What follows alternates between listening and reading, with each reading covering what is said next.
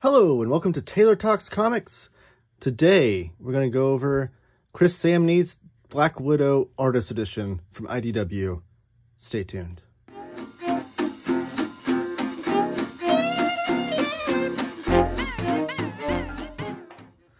And we're back. So real quick, if you're watching this on the Taylor Talks Comics YouTube channel or the Organic Price Books YouTube channel, no matter where you're watching this, give the video a thumbs up. Subscribe if you haven't already, and comment down below with all your thoughts while you're watching this. I'd really appreciate that. I reply to all comments, no matter which channel it is on. And the reason why this is appearing on both channels is because this is sponsored by Organic Price Books. They sent me this out to do a review of this book. And you can do all your shopping for all your awesome comics and graphic novels over at organicpricebooks.com. You can use my promo code TaylorTalksComics, all one word, to save $2 off of shipping, and then there's a promo code to save 5% off shipping. But that all that information is down below in the description of this video. Today I want to jump right in because this is an awesome book. It's a modern artist edition, which we don't always get, so it's really, really cool. And I'm excited that this was put out by IDW. And the future of the artist edition over at IDW is seems like in flux, because Scott Dunbier, the gentleman that put this one together and put it together all of the IDW Artist Edition to date, has left and made his own company called Act 4 Publishing, to where he's doing some artist editions and stuff over there. So looking forward to the future of that. IDW does still have some artist edition coming out in the future in catalogs and solicits and whatnot. So it's not like a dead thing over there. All of those were, I think, worked on by Scott to this point. No word on if they're working on anymore in the future. I'm hoping they reprint a lot of the ones that I've missed out on personally, because they have a bunch of them that are out of print at the moment. But regardless, today we're talking about Chris Samnee's Black Widow Artist Edition. Like I said, this is one of the few modern ones we have. They really tend to err on the side of classic comics, but this one, Chris Samnee's artwork does have kind of like the thick line, the Silver Age line to it that harkens back to that era.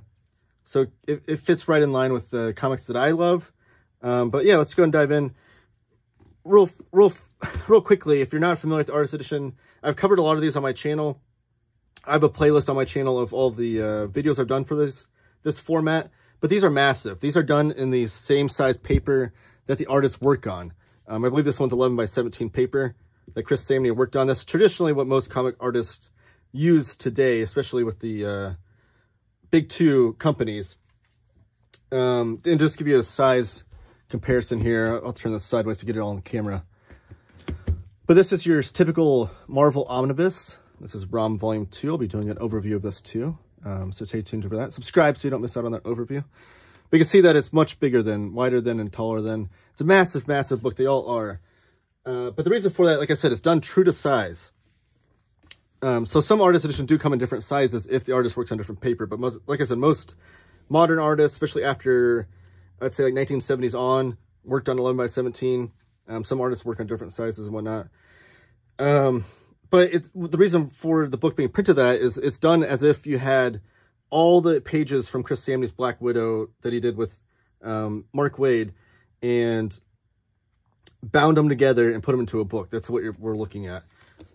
So let me open it up, because you have these great end papers. The end sheets are always a blown up image of a panel or whatnot, and I love it because you can see all of the marker strokes in there that are normally blackened out when you see the final printed page. You can see like even X's there where he's probably where Chris Samnee is probably indicating to Matt Hollingsworth, which I think was the colorist, on what to do with those things. And the end papers are usually different on both sides. So let me see what the back end papers look like real fast. Yep. We get a blown up image of Black Widow right there. Sorry for shaking the camera. And then we open it up to the end papers. Oh, wait, no, sorry, I skipped a page. See a little Black Widow spider there. Title page right here. Then here we see the penciled sketch of Chris Samnee for the Black Widow character in this pose, and we get to see the final inked image right there. And you get something in the indicia here. Scott Dunbier is the editor. Nicholas Nino is the editorial assistant. And Randall Dahlk is the designer of this book. Which he did a great job too. I should show off the spine and stuff too, right? So you can see this is pretty thick as well. Here's the spine. This is Black Widow right there. Marvel, Chris Samnee's Black Widow Artist Edition, IDW. And then on the back is like this. I'm not sure when this was done. It looks like a little postcard image maybe he did for somebody. But yeah, Waid, Samnee, Wilson, Karamunga. Or Matt Wilson? Is that the colorist then? I could have been wrong. You get Samnee's signature there, and a Black Widow up on top. It's a really cool design by Randall Dahlk. Let me get back to the... You get an introduction here by Mark Waid. He wrote this in 2023, so I just wrote this last year, talking about this project and how much fun it was. I just recently reread this run on the Marvel Unlimited app. And sometimes Marvel Unlimited has the letters pages and stuff in the back, and they did for this series. So it's kind of fun to read Mark Waid and Chris Samnee's thoughts as the series is progressing. And then a lot of that is reflected in here, but then you get kind of like the, after the, it's all said and done years later, reflecting on the series by Mark Waid. Here's a table of contents. So not all artist editions collect every single page of an issue. Some are like the Bill Sienkiewicz one was just kind of a collection of a bunch of different original art pages by him. I think it did include most of the pages from Elektra Assassin #1 now that I think about it. Some of them, though, they don't have all the original art pages. I always kind of often joke that Scott Dunbier is like the Indiana Jones of original comic book art. He's always searching for and trying to find the original art for these pages to preserve them from time, which is what a lot of the importance of this project is. These are cool books for artists, for comic book artists to look at. They're cool books for fans to see kind of behind the scenes of it. But I think most importantly, projects like this help preserve comic book history. And that's what I really appreciate about it. So Scott Dunbier, through his Indiana Jones process of exploring for the original art of these pages, is doing just that, preserving comic book history. So like I said, not all artist editions collect every single page, but this does. This collects every single page from the first 6 issues of that run. So ostensibly, there could be a volume 2 artist edition that collects issues 7 through 12 to complete the series, which would be really, really cool. But yeah, so that's what this table of contents is showing you. About this edition, Chris Samnee's Black Widow Artist Edition is part of an ongoing series, one dedicated to showcasing extraordinary artists in a format as special as their work deserves. So you start off, and here's the front cover for issue #1. You can see the question mark up here. Chris Samnee wasn't quite sure if this would be the cover, but I don't know how you get a cooler cover than this. So one cool thing about these artist editions also is that they are scanned in full color. Now you might be asking yourself, if you're not familiar, why the heck do they do that if it's black and white mostly? Because there's no coloring in here. It's all the inks and stuff. They do that because they want the full scan of what it looks like. Some artists will use blue line pencil before they ink it. Some will use some whiteout and things that kind of will work over the art a little bit. Some, you won't see that here because this is a modern run where none of the pages have really aged or had time to age. But on the older artist editions, you'll see some original art pages that Scott found that someone might have had, maybe didn't store it properly or whatnot, so the pages are kind of yellowed. And you get kind of that aspect to it as well. I'll point out any notices of why the full color process was important here. But this run, if you haven't read it, is absolutely amazing. And, oh my gosh. I just love this. The Helicarrier 2-page spread. And I just read, like I said, I just reread this digitally. And this is not as impressive reading it digitally as it is on this artist edition page. Like having it full color scan massively on this, even this video you're watching right now, it's not going to show how impressive this image is, this 2-page spread is, as I'm looking at it in the moment. And it's such an amazing, like, Jack Kirby type thing where you have like this, it's not exactly one splash page because Jack Kirby would do the thing where you have like one splash page image to start off the comic and you go to the 2-page spread page turn.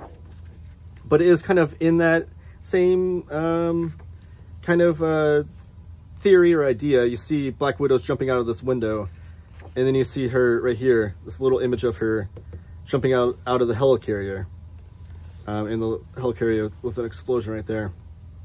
Such a cool image. And then you're seeing her, you can see how far she has to fall, which is the next scene, when she's falling through the air. And all the SHIELD agents are like, what the heck is she doing? Why'd she jump out? She's falling through the air. And you see this flying car, you see a jetpack involved, all this cool stuff that she's trying to break her fall, trying to not die. Which this run, if you have not read it, should be read by everybody. It should be, I don't know why Marvel hasn't done like a gallery edition, like a real oversized, massive edition for this, because it's only 12 issues, so it'd be really, you know, prime for that format. The Marvel Gallery Edition is kind of their answer to DC's Absolute Edition. Really show off a mini or maxi series and really oversized artwork.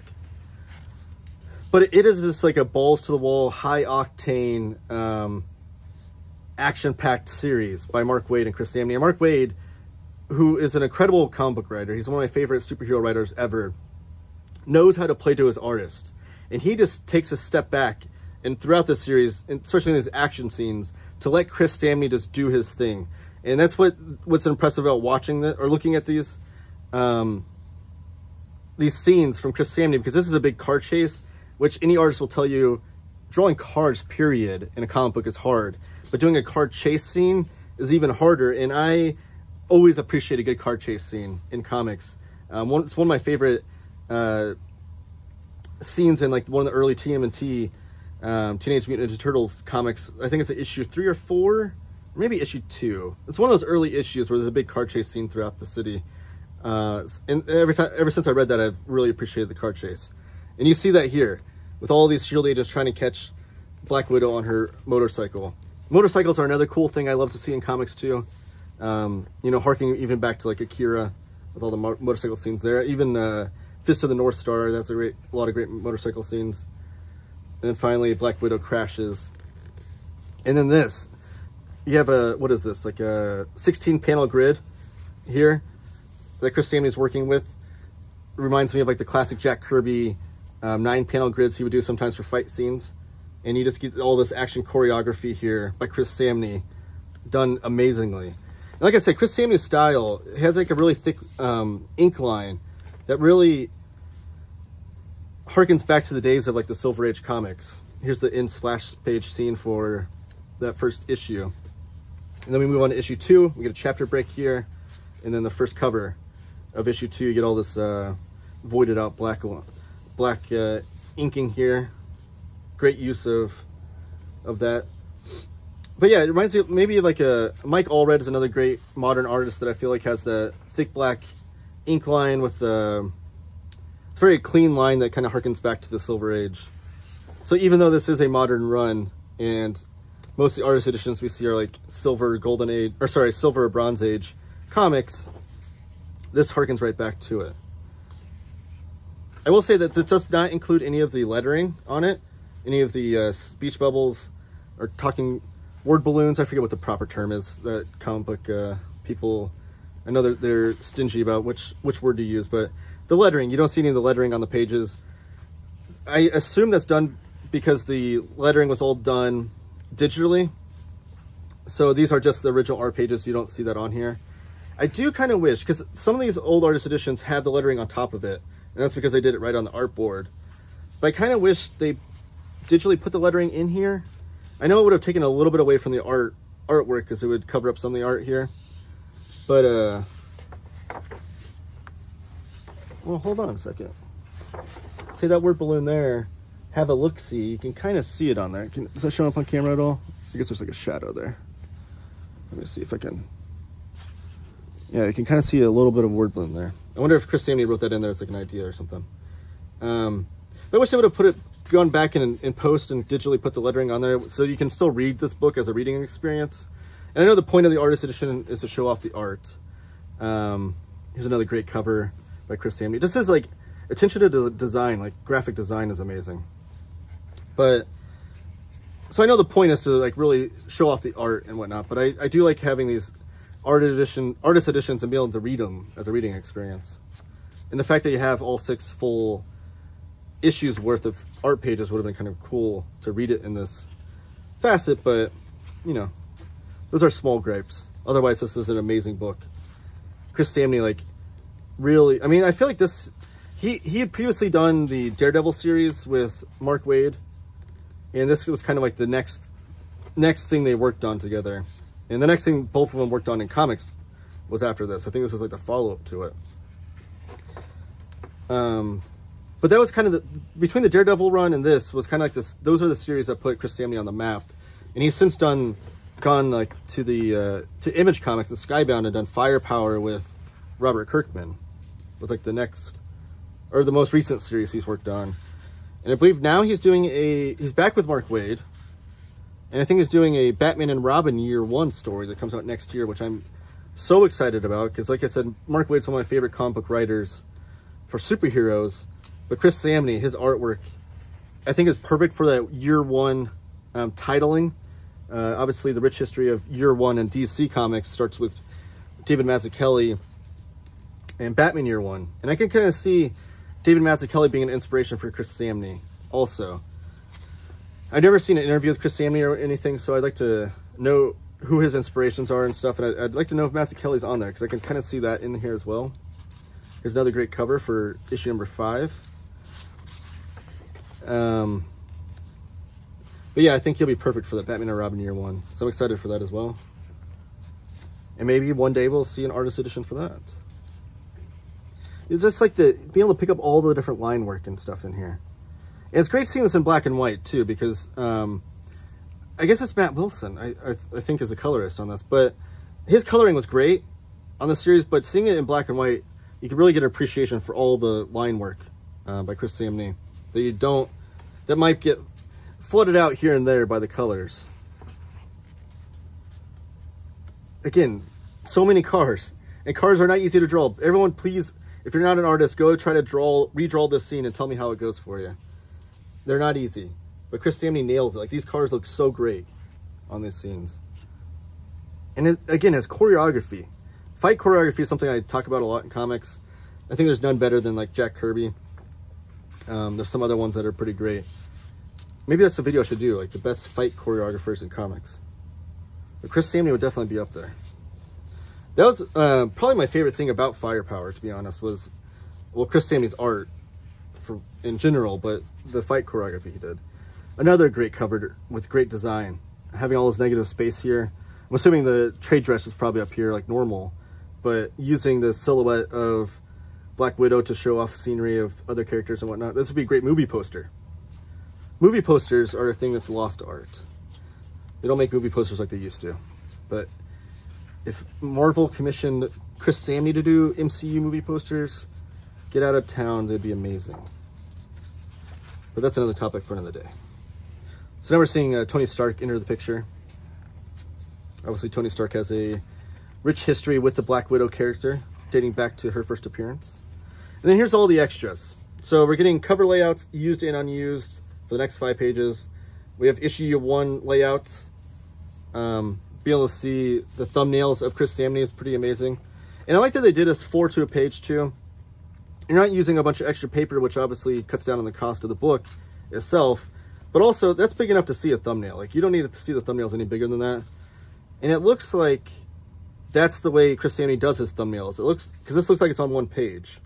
So I'd be willing to bet that 11 by 17 is what Chris Samnee does for his, he takes this 11 by 17 paper and does the thumbnails 4 to a page. Although that looks like maybe a different paper right there. I don't know. It kind of looks like that's turned sideways and done 2 pages. You know what? I wonder if that's what he does. Someone in the comments let me know. But now that I'm looking at it, it looks like maybe this was scanned smaller, or maybe the page is smaller. But it looks like he might lay them out 2 pages per page. I don't know. I'd be curious. Here's the cover layouts. I can see this one was unused. You can see Black Widow through the different phases of character designs that she's gone through throughout the years.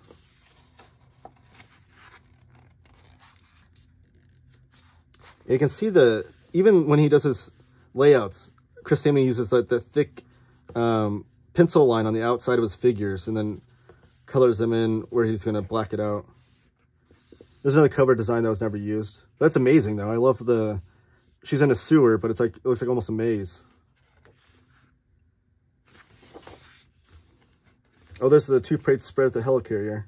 And her jumping out of it. That looks almost exact. Like, that's crazy, too. Like, seeing thumbnails. Sometimes you'll see artist thumbnails and they just look like quick sketches. You can almost barely notice what's even going on. Which is fine. No one's meant to see the thumbnails from an artist, and except for, like, the editors and stuff. But Chris Samnee's thumbnails look... I mean, you could read this as the comic. Like, this could be the comic. And it would look better than a lot of other comics on the stands. His thumbnails are that tight. His pencils are that tight, I mean.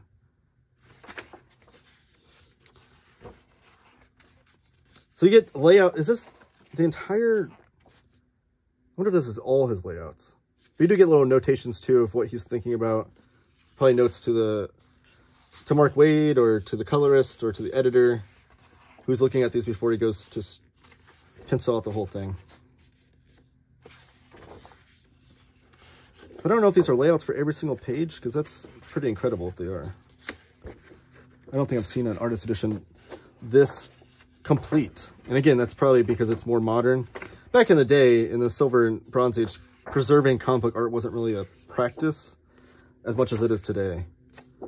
So it's great that we have... I hope more modern artists that work pencil and ink on page are doing this for this reason.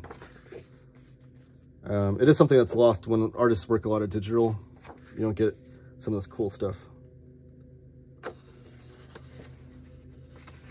as an option to preserve in this way. And then that's... Oh, this is promo stuff. So, okay, so the back page right here that we saw on the back of the cover, it's a promo shot image that he kind of worked over, probably to show up in the back of another comic. All of these are different ideas for that. Then here's a biography of Chris Samnee, born in 1979. Let's see. Oh, here we go. Considers a major influence to be Alex Toth, Milton Caniff, David Mazzucchelli, John Romita Sr. I could definitely see Alex Toth in his work too. Alex Toth had a very sparse line about him. He tried to use a minimal amount of lines on a page to convey his message, and he did an amazing job of that. I've had videos on Alex Toth on my channel. Milton Caniff had a great history of Terry and the Pirates and like classic newspaper strips. And John Romita Sr., I showed off his artist edition of his Spider-Man newspaper strips. I have that one I showed off on my channel. But he's famous Spider-Man artist. I mean, he took over after Ditko. Capote in Kansas, I did read that one. That was one of his first major breakthrough. I did read that comic. Russ Manning Award. He did Queen and Country story arc. Thor the Mighty Avenger. Roger Langridge wrote that one. That was a good one. And then Rocketeer, Cargo of Doom, I've not read. But I do want to. I could see some Dave Stevens in his artwork, too. And Daredevil with longtime collaborator Mark Waid. He won the Eisner Award for Best Penciler and Inker in recognition for his artistic efforts on these two titles. And he lives in the Midwest with his wife and 3 daughters. And that's the back-end papers. So, a longer video on this than most artist editions, but it's an amazing book. I can't recommend it enough. Please go, if you're going to buy this, go shop over at Organic Price Books for this artist edition. And you can save $2 off if you use the promo code Taylor Talks Comics, all one word. If you're ordering this and 3 other books on top of that, ordering 4 books or more, you can use the promo code TTC Ship It Together, all one word, TTC Ship It Together, to save 5% off of a larger order, 4 books or more. All that information is down below in the description, as well as where else to follow me on social media. Please subscribe if you haven't already. Thumbs up the video, all that jazz. Comments down below of your thoughts on Chris Samnee, Mark Waid, Black Widow, artist edition in general, all that stuff. I reply to all comments. And on my own personal channel, if you're watching this on Taylor Talks Comics, I'm getting closer and closer to 2,000 subs. So if you can help me with that by you subbing yourself or you sharing this channel on other social media platforms, I appreciate that. Thank you guys. Have a great day. Read more comics.